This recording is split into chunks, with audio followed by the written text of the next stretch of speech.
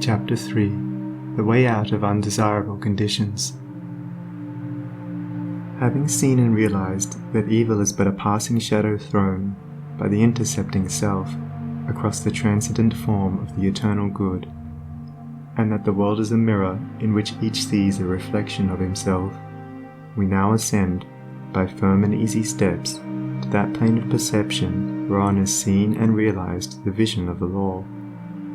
With this realization comes the knowledge that everything is included in a ceaseless interaction of cause and effect, and that nothing can possibly be divorced from law. From the most trivial thought, word, or act of man, up to the groupings of celestial bodies, law reigns supreme. No arbitrary condition can, even for one moment, exist, for such a condition would be a denial and an annihilation of law. Every condition of life is, therefore, bound up in an orderly and harmonious sequence, and the secret and cause of every condition is contained within itself. The law, whatsoever a man sows that he shall also reap, is inscribed in flaming letters upon the portal of eternity, and none can deny it, none can cheat it, none can escape it. He who puts his hand in the fire must suffer the burning, until such a time as it has worked itself out, and neither curses nor prayers can avail to alter it. And precisely the same law governs the realm of mind: hatred, anger, jealousy, envy, lust, covetousness. All these are fires which burn, and whoever even so much as touches them must suffer the torments of burning. All these conditions of mind are rightly called evil, for they are the efforts of the soul to subvert, in its ignorance, the law, and they, therefore, lead to chaos and confusion within, and are sooner or later actualized in their outward circumstances as disease, failure, and misfortune, coupled with grief, pain, and despair. Whereas love, gentleness, goodwill, purity, are cooling airs which breathe peace upon the soul that woes them, and, being in harmony with the eternal law, they become actualized in the form of health, peaceful surroundings, and undeviating success and good fortune. A thorough understanding of this great law, which permeates the universe, leads to the acquirement of that state of mind known as obedience.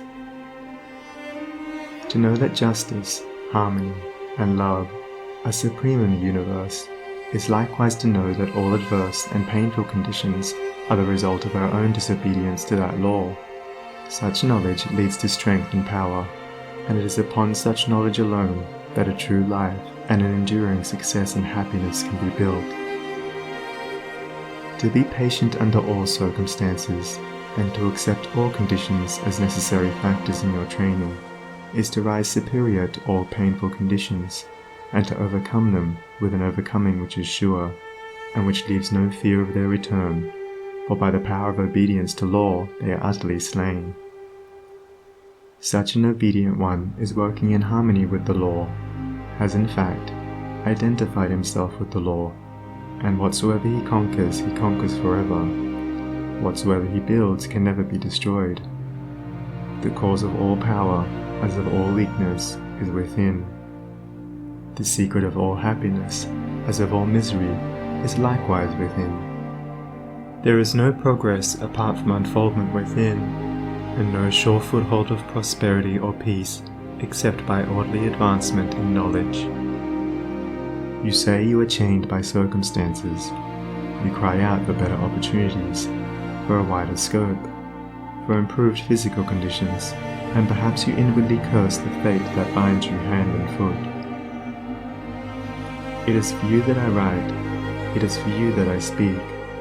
Listen and let my words burn themselves into your heart, for that which I say to you is truth. You may bring about that improved condition in your outward life which you desire, if you unswervingly resolve to improve your inner life. I know this pathway looks barren at its commencement. Truth always does. It is only error and delusion which are at first inviting and fascinating. But if you undertake to walk it, if you perseveringly discipline your mind, eradicating your weaknesses, and allowing your soul forces and spiritual powers to unfold themselves, you will be astonished at the magical changes which will be brought about in your outward life. As you proceed, golden opportunities will be strewn across your path, and the power and judgment to properly utilize them will spring up within you. Genial friends will come unbidden to you. Sympathetic souls will be drawn to you as the needle is to the magnet, and books and all outward aids that you require will come to you unsought.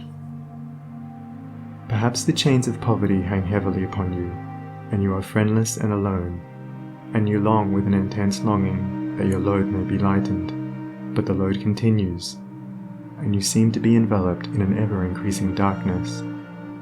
Perhaps you complain, you bewail your lot, you blame your birth, your parents, your employer, or the unjust powers who have bestowed upon you so undeservedly poverty and hardship, and upon another affluence and ease.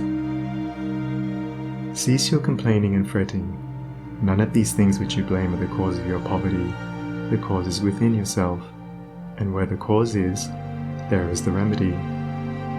The very fact that you are a complainer shows that you deserve your lot, shows that you lack that faith which is the ground of all effort and progress. There is no room for a complainer in the universe of law, and worry is soul suicide. By your very attitude of mind, you are strengthening the chains which bind you, and are drawing about you the darkness by which you are enveloped.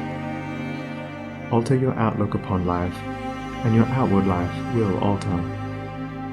Build yourself up in the faith and knowledge, and make yourself worthy of better surroundings and wider opportunities. Be sure, first of all, that you are making the best of what you have. Do not delude yourself into supposing that you can step into greater advantages whilst overlooking smaller ones, for if you could, the advantage would be impermanent, and you would quickly fall back again in order to learn the lesson which you have neglected. As the child at school must master one standard before passing on to the next, so, before you can have that greater good which you so desire, you must faithfully employ that which you already possess. The parable of the talents is a beautiful story illustrative of this truth, for does it not plainly show that if we misuse, neglect, or degrade that which we possess, be it ever so mean and insignificant, even that little will be taken from us, for, by our conduct, we show that we are unworthy of it. Perhaps you are living in a small cottage, and are surrounded by unhealthy and vicious influences. You desire a larger and more sanitary residence. Then you must fit yourself for such a residence, by first of all making your cottage as far as possible a little paradise. Keep it spotlessly clean. Make it look as pretty and as sweet as your limited means will allow. Cook your plain food with all care, and arrange your humble table as tastefully as you possibly can. If you cannot afford a carpet, let your rooms be carpeted with smiles and welcomes, fastened down with the nails of kind words, driven in with the hammer of patience. Such a carpet will not fade in the sun, and constant use will never wear it away. By so ennobling your present surroundings, you will rise above them, and above the need of them, and at the right time you will pass on into the better house and surroundings, which have all along been waiting for you, and which you have fitted yourself to occupy. Perhaps you desire more time for thought and effort, and feel that your hours of labor are too hard and long. Then see to it that you are utilizing to the fullest possible extent what little spare time you have. It is useless to desire more time if you are already wasting what little you have, for you would only grow more indolent and indifferent. Even poverty and lack of time and leisure are not the evils that you imagine they are, and if they hinder you in your progress, it is because you have clothed them in your own weaknesses, and the evil that you see in them is really in yourself. Endeavor to fully and completely realize that in so far as you shape and mold your mind, you are maker of your destiny, and as, by the transmuting power of self-discipline, you realize this more and more, you will come to see that these so-called evils may be converted into blessings. You will then utilize your poverty for the cultivation of patience, hope and courage. and your lack of time in the gaining of promptness of action and decision of mind, by seizing the precious moments as they present themselves for your acceptance. As in the rankest soil the most beautiful flowers are grown, so in the dark soil of poverty the choicest flowers of humanity have developed and bloomed. Where there are difficulties to cope with and unsatisfactory conditions to overcome, there virtue most flourishes and manifests its glory. It may be that you are in the employ of a tyrannous master or mistress, and you feel that you are harshly treated. Look upon this also as necessary to your training. Return your employer's unkindness with gentleness and forgiveness. Practice unceasingly patience and self-control. Turn the disadvantage to account by utilizing it for the gaining of mental and spiritual strength, and by your silent example and influence, you will thus be teaching your employer, will be helping him to grow ashamed of his conduct, and will, at the same time, be lifting yourself up to that height of spiritual attainment by which you will be enabled to step into new and more congenial surroundings at the time when they are presented to you. Do not complain that you are a slave, but lift yourself up, by noble conduct, above the plane of slavery. Before complaining that you are a slave to another, be sure that you are not a slave to self. Look within, look searchingly, and have no mercy upon yourself. You will find there, perchance, slavish thoughts, slavish desires, and in your daily life and conduct, slavish habits. Conquer these. Cease to be a slave to self, and no man will have the power to enslave you. As you overcome self, you will overcome all adverse conditions, and every difficulty will fall before you. Do not complain that you are oppressed by the rich. Are you sure that if you gained these riches you would not be an oppressor yourself? Remember that there is the eternal law, which is absolutely just, and he who oppresses today must himself be oppressed tomorrow, and from this there is no way of escape. And perhaps you, yesterday, in some former existence, were rich and an oppressor, and that you are now merely paying off the debt which you owe to the great law. Practice, therefore, fortitude and faith. Dwell constantly in the mind upon the eternal justice, the eternal good. Endeavor to lift yourself above the personal and the transitory into the impersonal and permanent. Shake off the delusion that you are being injured or oppressed by another, and try to realize, by a profounder comprehension of your inner life and the laws which govern that life, that you are only really being injured by what is within you. There is no practice more degrading, debasing, and soul-destroying than that of self-pity. Cast it out from you. While such a canker is feeding upon your heart, you can never expect to grow into a fuller life. Cease from the condemnation of others, and begin to condemn yourself. Condone none of your acts, desires, or thoughts that will not bear comparison with spotless purity, or endure the light of sinless good. By so doing, you will be building your house upon the rock of the eternal, and all that is required for your happiness and well-being will come to you in its own time. There is positively no way of permanently rising above poverty, or any undesirable condition, except by eradicating those selfish and negative conditions within, of which these are the reflection, and by virtue of which they continue. The way to true riches is to enrich the soul by the acquisition of virtue. Outside of real heart virtue, there is neither prosperity nor power, but only the appearances of these. I am aware that men make money who have acquired no measure of virtue, and have little desire to do so, but such money does not constitute true riches, and its possession is transitory and feverish. Here is David's testimony. For I was envious at the foolish when I saw the prosperity of the wicked. Their eyes stand out with fatness, they have more than heart could wish. Verily I have cleansed my heart in vain, and washed my hands in innocence. When I thought to know this, it was too painful for me, until I went into the sanctuary of God. Then understood I their end. The prosperity of the wicked was a great trial to David, until he went into the sanctuary of God, and then he knew their end. You likewise may go into that sanctuary. it is within you. It is that state of consciousness which remains when all that is sordid and personal and impermanent is risen above, and universal and eternal principles are realized. That is the God state of consciousness. It is the sanctuary of the Most High, when by long strife and self-discipline you have succeeded in entering the door of that holy temple, you will perceive, with unobstructed vision, the end and fruit of all human thought and endeavor, both good and evil. You will then no longer relax your faith when you see the immoral man accumulating outward riches, for you will know that he must come again to poverty and degradation. The rich man who is barren of virtue is, in reality, poor, and as surely as the waters of the river are drifting to the ocean, so surely is he, in the midst of all his riches, drifting towards poverty and misfortune. And though he die rich, yet he must return to reap the bitter fruit of all his immorality. And though he may become rich many times, yet as many times must he be thrown back into poverty, until, by long experience and suffering, he conquers the poverty within. But the man who is outwardly poor, yet rich in virtue, is truly rich, and, in the midst of all his poverty, he is surely travelling towards prosperity, and abounding joy and bliss await his coming. If you would become truly and permanently prosperous, you must first become virtuous.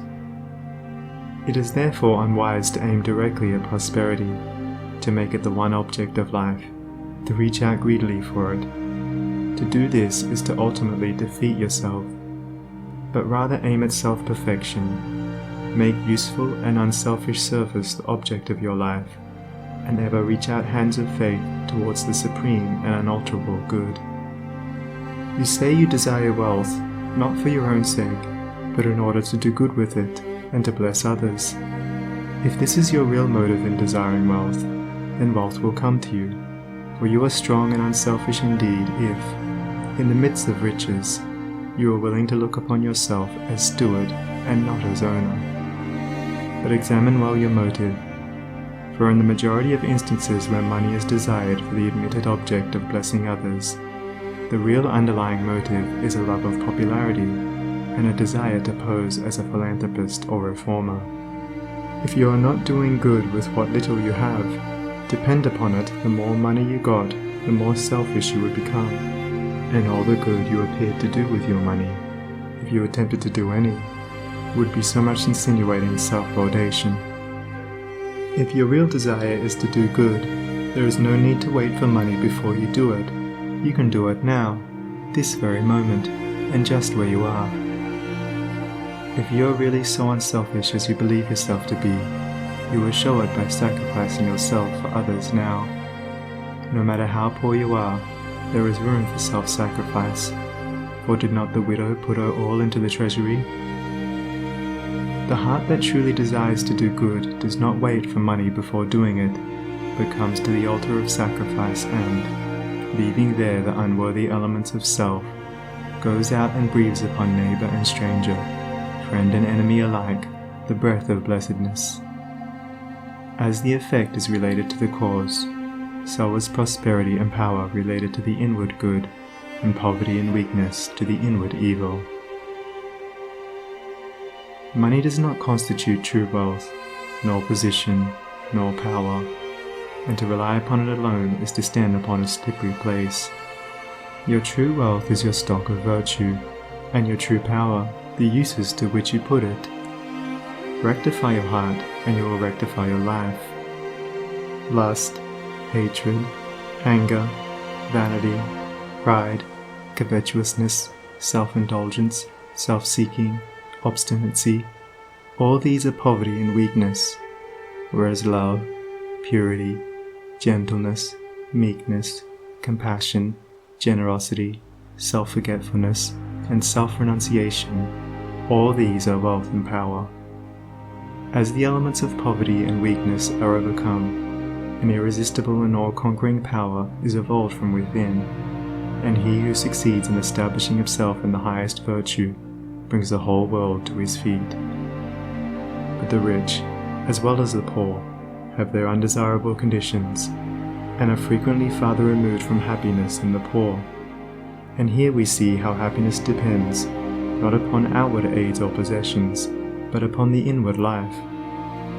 Perhaps you are an employer, and you have endless trouble with those whom you employ, and when you do get good and faithful servants, they quickly leave you. As a result, you are beginning to lose, or have completely lost, your faith in human nature. You try to remedy matters by giving better wages, by allowing certain liberties, yet matters remain unaltered. Let me advise you, the secret of all your trouble is not in your servants, it is in yourself. And if you look within, with a humble and sincere desire to discover and eradicate your error, you will, sooner or later, find the origin of all your unhappiness. It may be some selfish desire, or lurking suspicion, or unkind attitude of mind which sends out its poison upon those about you, and reacts upon yourself, even though you may not show it in your manner or speech. Think of your servants with kindness. Consider of them that extremity of service which you yourself would not care to perform were you in their place. Rare and beautiful is that humility of soul by which a servant entirely forgets himself in his master's good. But far rarer, with a beautiful and divine beauty, is that nobility of soul by which a man, forgetting his own happiness, seeks the happiness of those who are under his authority, and who depend upon him for their bodily sustenance. And such a man's happiness is increased tenfold, nor does he need to complain of those whom he employs. Said a well-known and extensive employer of labour, who never needs to dismiss an employee, I have always had the happiest relations with my work people. If you ask me how it is to be accounted for, I can only say that it has been my aim from the first to do to them as I would wish to be done by.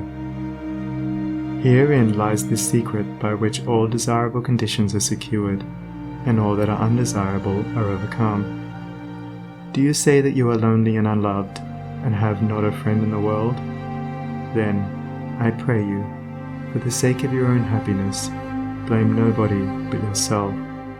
Be friendly towards others, and friends will soon flock round you. Make yourself pure and lovable, and you will be loved by all. Whatever conditions are rendering your life burdensome, you may pass out of and beyond them by developing and utilizing within you the transforming power of self-purification and self-conquest. Hear the poverty which galls, and remember that the poverty upon which I have been dilating is that poverty which is the source of misery, and not that voluntary poverty which is the glory of emancipated souls, or the riches which burden, or the many misfortunes, griefs, and annoyances which form the dark background in the web of life. You may overcome them by overcoming the selfish elements within which give them life. It matters not that by the unfailing law there are past thoughts and acts to work out and to atone for, as, by the same law, we are setting in motion, during every moment of our life, fresh thoughts and acts, and we have the power to make them good or ill. Nor does it follow that if a man, reaping what he has sown, must lose money or forfeit position, that he must also lose his fortitude or forfeit his uprightness, and it is in these that his wealth and power and happiness are to be found. He who clings to self is his own enemy, and is surrounded by enemies. He who relinquishes self is his own saviour, and is surrounded by friends like a protecting belt. Before the divine radiance of a pure heart, all darkness vanishes, and all clouds melt away, and he who has conquered self has conquered the universe. Come, then, out of your poverty, come out of your pain, come out of your troubles, and sighings, and complainings, and heartaches, and loneliness, by coming out of yourself. Let the old tattered garment of your petty selfishness fall from you, and put on the new garment of universal love. You will then realize the inward heaven, and it will be reflected in all your outward life. He who sets his foot firmly upon the path of self-conquest, who walks, aided by the staff of faith, the highway of self-sacrifice, will assuredly achieve the highest prosperity, and will reap abounding and enduring joy and bliss. To them that seek the highest good, all things observe the wisest ends. Naught comes as ill, and wisdom lends wings to all shapes of evil brood. The darkening sorrow veils a star that waits to shine with gladsome light. Hell waits on heaven, and after night comes golden glory from afar. Defeats are steps by which we climb, with purer aim to nobler ends. Loss leads to gain, and joy attends true footsteps up the hills of time. Pain leads to paths of holy bliss, to thoughts and words and deeds divine, and clouds that gloom and rays that shine along life's upward highway kiss. Misfortune does not but cloud the way, whose end and summit in the sky of bright success, sun-kissed and high, awaits our seeking and our stay. The heavy pall of doubts and fears that cloud the valley of our hopes, the shades with which the spirit copes, the bitter harvesting of tears, the heartaches, miseries and griefs, the bruisings born of broken ties, all these are steps by which we rise to living ways of sound beliefs. Love, pitying, watchful, runs to meet the pilgrim from the land of fate. All glory and all good await the coming of obedient feet.